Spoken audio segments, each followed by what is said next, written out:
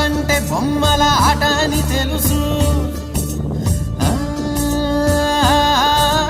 కథ అని తెలుసు, కథ అని తెలుసు, కథలన్నీ కంచికే చేరునని తెలుసు, తెలుసు తెర తొలుగుతుందని, తెలుసు తెల్లారుతుందని,